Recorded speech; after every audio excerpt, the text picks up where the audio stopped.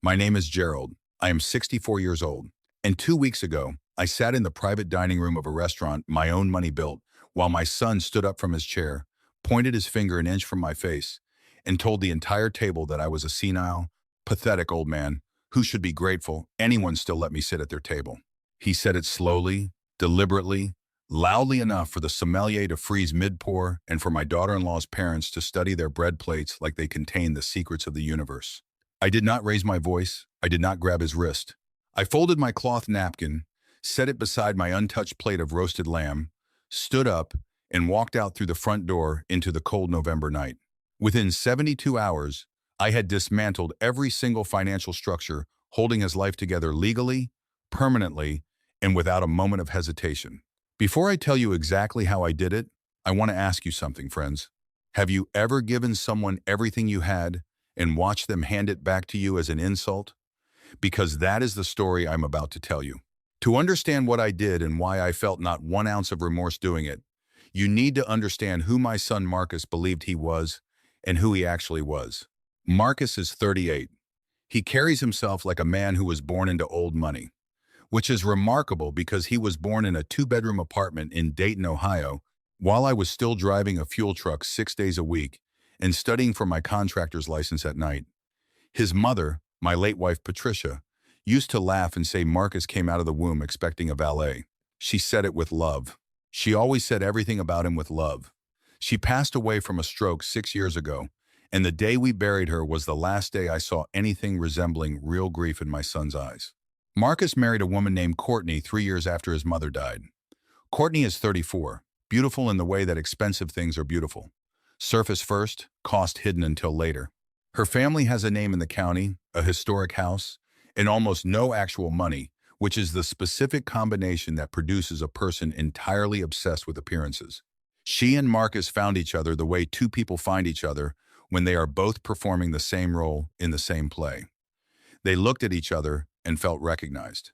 My construction company, which I built over 31 years from a one-man operation into a mid-sized general contracting firm with 42 employees, was doing very well by the time Marcus graduated college with a business degree and a personality suited to someone else's money. I brought him in as operations manager.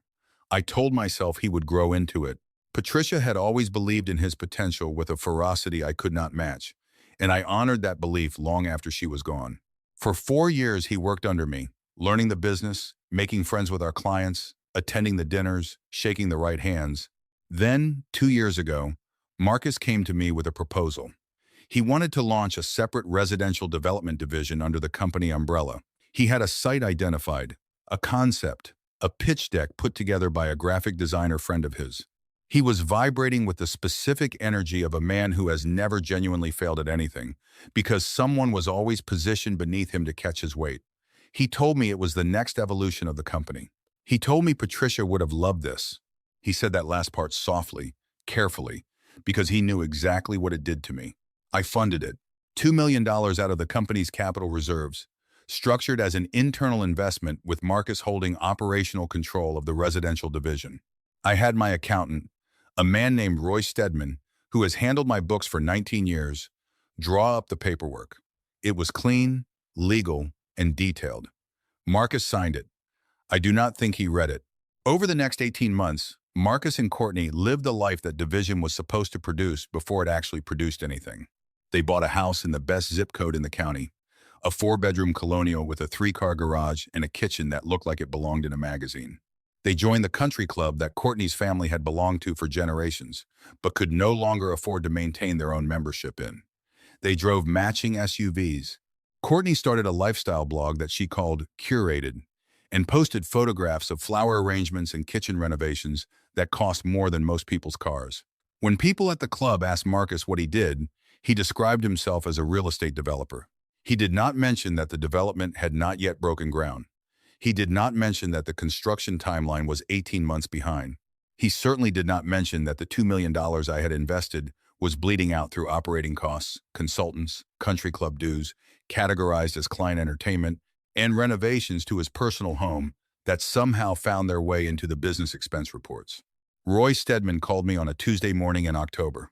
He asked if I had authorized a series of transfers totaling $340,000 from the residential division's operating account into a separate LLC that Roy had never seen in any of our documentation. I told him I had not. Roy was quiet for a moment. Then he said, "Gerald, I think you need to come into the office." What Roy showed me that morning changed the shape of my understanding of my own son. The transfers had been running for 11 months.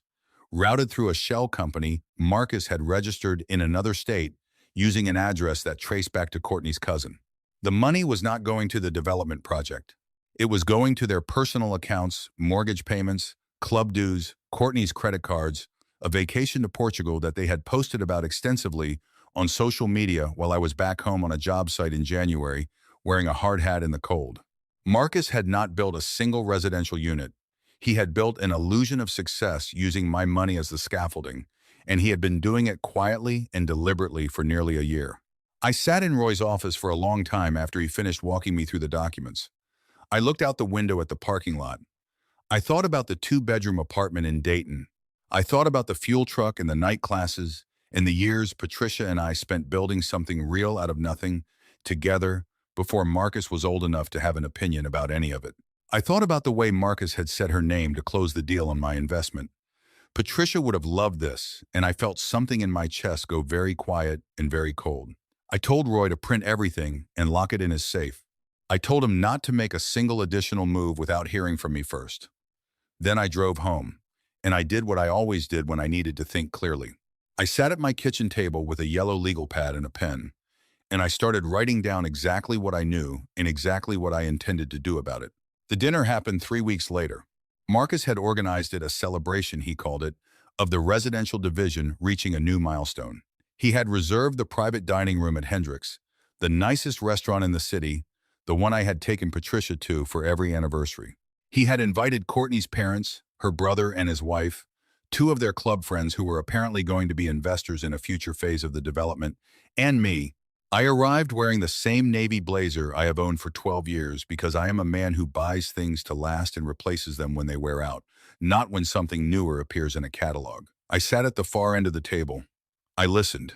I watched Marcus perform the role of visionary developer for an audience he had personally assembled and personally curated, the same way Courtney curated her blog.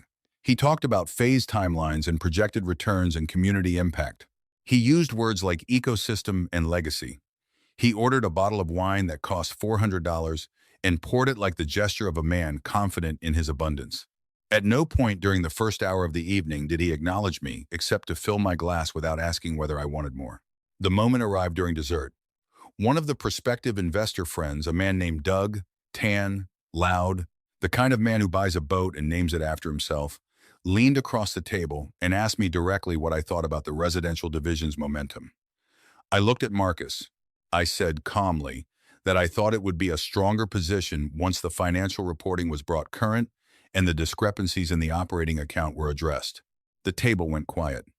Not the polite quiet of people switching topics, the specific quiet of people who have just watched a car accident begin.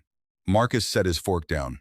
He looked at me with an expression I had never seen on him before. Not anger exactly, but something beneath anger. Something cold and contemptuous that told me he had been waiting for an excuse to let me see it. He stood up, not quickly, but deliberately, the way someone stands up when they have decided something. He said that he had invited me here tonight out of respect, and that this was exactly the kind of small-minded, suspicious, undermining behavior that had held his potential back his entire career. He said I was jealous. He said I had always been jealous, that I had never been able to stand watching him build something bigger than anything I had ever managed. He said the word Gerald, my first name, not Dad, the way you say the name of someone you are done being polite to. He said I was a man who drove a fuel truck for a decade and still thought like one, and that if I could not find it in myself to support what he was building here, instead of picking it apart in front of his investors, then I should consider whether I belonged at this table at all. I looked at him for what felt like a long time but was probably 4 seconds. I looked at Courtney, who was examining her dessert spoon. I looked at Doug, who was very interested in the far wall. I looked at the empty chair at the other end of the table where Patricia was not sitting, where she had not been sitting for 6 years, where she would never sit again. I picked up my cloth napkin. I set it beside my dessert plate. I pushed back my chair. I said, very quietly, that I would take that under consideration, and I walked out. The drive home was completely silent. I did not turn on the radio. I did not call anyone. I drove the exact speed limit the entire way, and when I pulled into my garage and cut the engine, I sat in the car in the dark for a few minutes and let the last remaining piece of paternal hesitation burn itself out completely. I had been carrying that hesitation for 38 years. I had been carrying it through the night classes and the fuel truck and the business built from nothing and the $2 million in Roy's office and a folder of transfers into a Shell LLC in another state. I was done carrying it. The next morning I made 2 calls. The first was to Roy Stedman. I told him to compile the full forensic audit of every transaction from the residential division's inception, every transfer, every expense report, every categorized personal cost. I told him I needed it complete, annotated, and ready to present within 5 business days. Roy said he would have it in 4. The second call was to a woman named Sandra Hewitt. Sandra is a corporate attorney I have used for every major business transaction for 16 years. She is small, quiet, and entirely without mercy when the paperwork is in her favor. When I reached her, I told her I needed to activate the internal investment agreement Marcus had signed 2 years ago. I asked her to pull it and read me the default and reclamation provisions. Sandra pulled it up. She read me the relevant clauses in the tone of someone reading a weather report.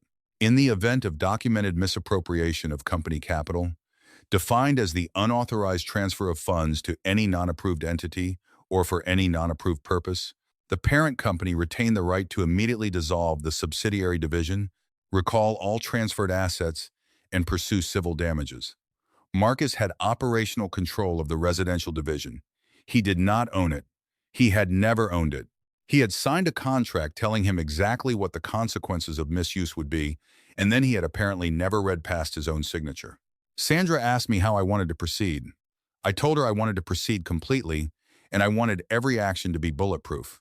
She told me to give her the weekend. I thanked her and hung up and made myself a cup of coffee and sat on my back porch and listened to the neighborhood wake up. And for the first time in longer than I could accurately remember, I felt no weight at all. Over the following week, Sandra and Roy worked in parallel. Roy's audit confirmed everything and then added to it.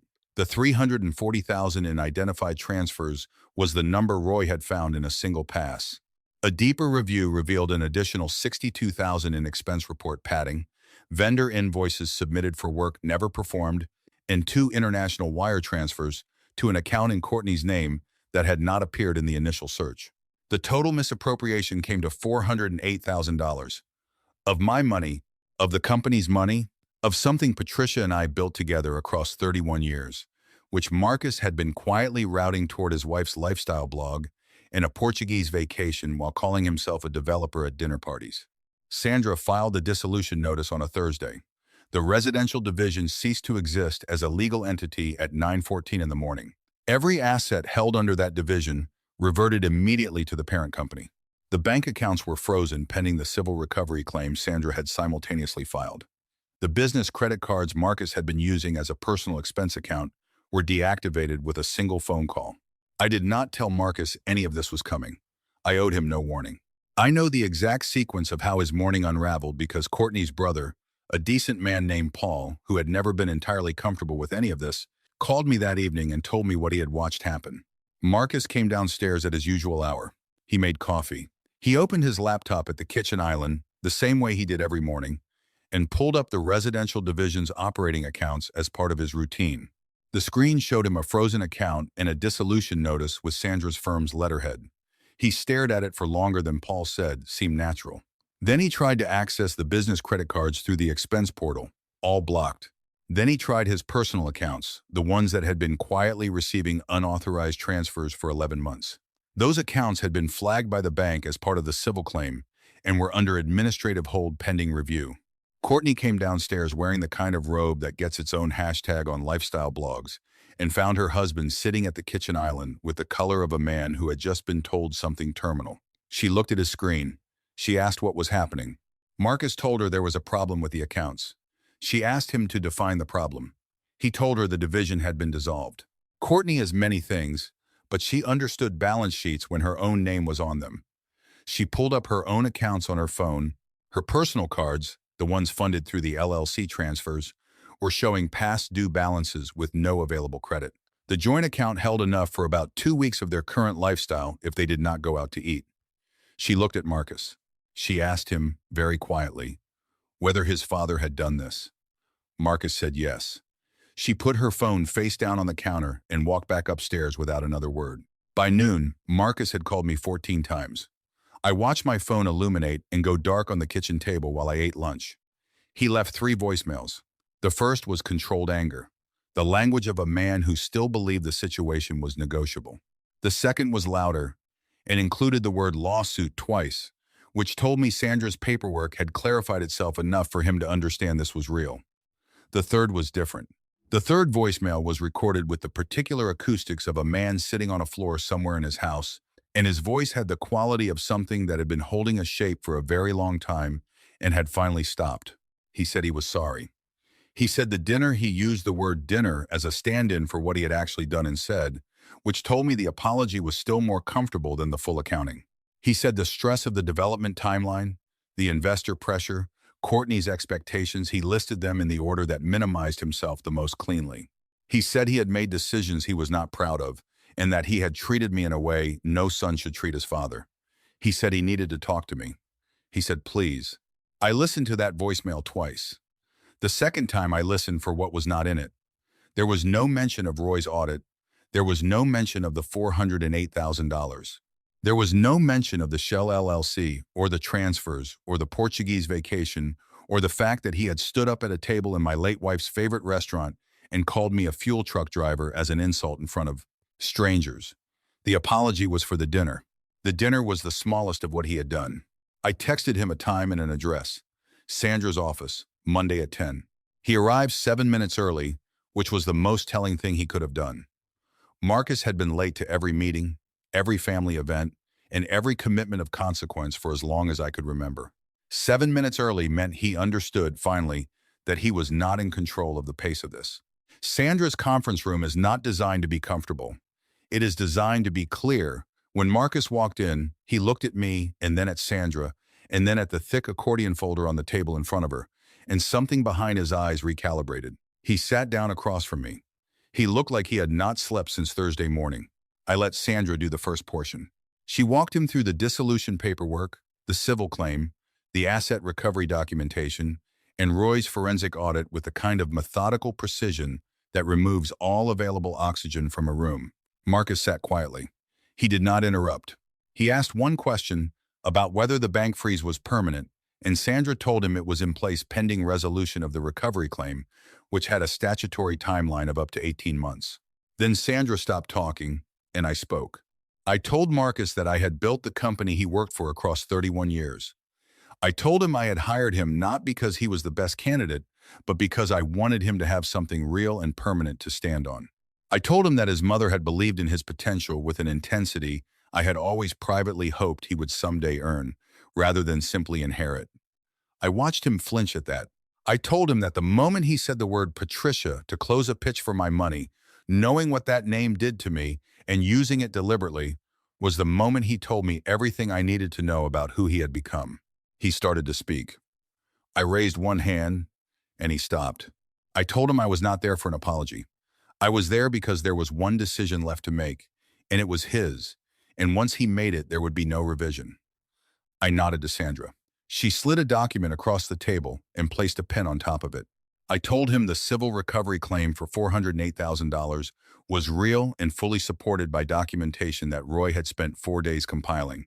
If I pursued it in court, his name would be on a public civil filing, the investors he had been courting would discover it through basic due diligence, and the lifestyle he and Courtney had built on my money would become a matter of public record. I was also aware of enough irregularities in how certain expenses had been categorized to warrant a referral to the state tax authority, which Sandra had flagged in her notes.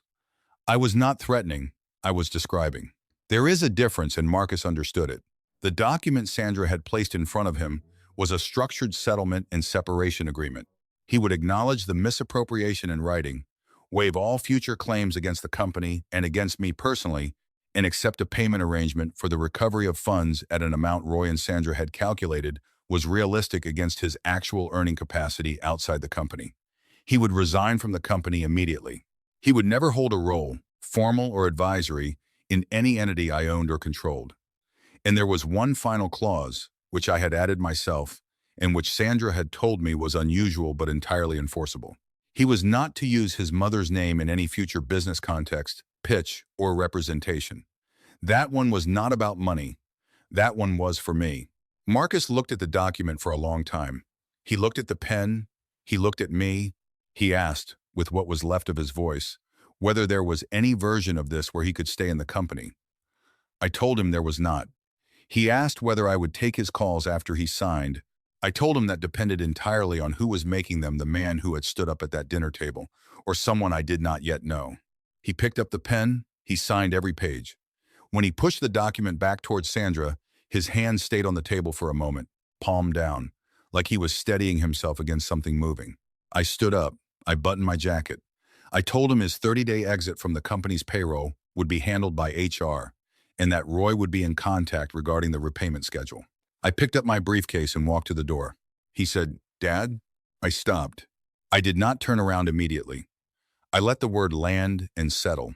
Then I turned and looked at him across the conference room, the man I had taught to measure a wall and read a blueprint, the man Patricia had loved like a fact of nature, the man who had routed $400,000 through a shell company and then stood up at a table and called me a fuel truck driver.